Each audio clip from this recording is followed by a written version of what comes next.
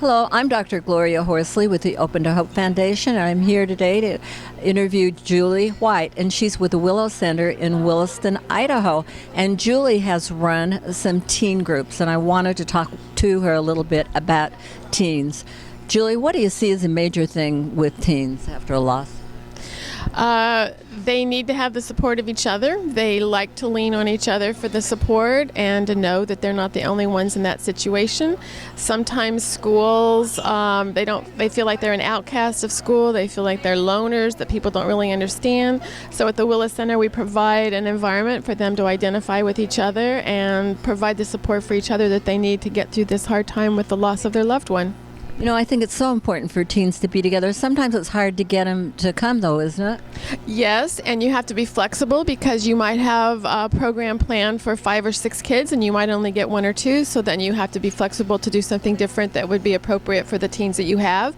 We try to keep our facilitators informed of the loss that each child has so that they can have that flexibility to meet a child's need if there's only a small group.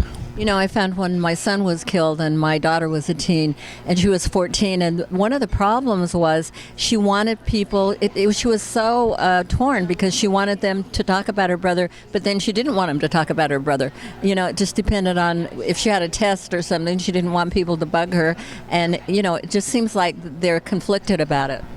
I think sometimes they are. You know, teens have a lot of emotional ups and downs, and sometimes you get them and they're super, super talkative, or you might get a really outgoing teen that's super talkative and then can bring other people out.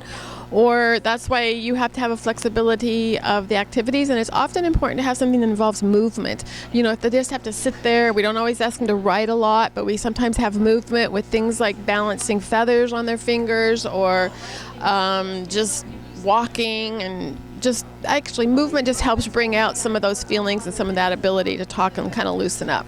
And one of the things with teens too is they lose friends sometimes. That's a toughie. Yes, they sometimes say that the kids don't understand or they don't want to talk about it to their friends, and so they do feel isolated. That's part of the reason why the Willow Center has been important for them, is it gives them that connection.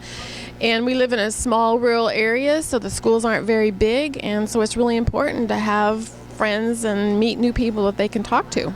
Do you have any suggestions for parents if they're worried about their teens?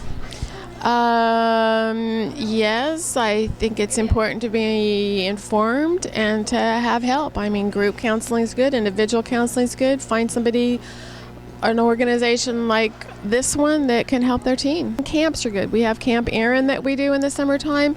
That's funded by the Moyer Foundation, and so summer camps are good also. Yeah, there are grief camps all over if they go on the net that are free. That's right. They're all free. Yeah. Well, thank you so much for being on the YouTube today. You're welcome. Bye-bye. I'm your host, Dr. Gloria Horsley with the Open to Hope Foundation, and I want to remind you, if you've lost hope, please lean on ours till you find your own, and God bless.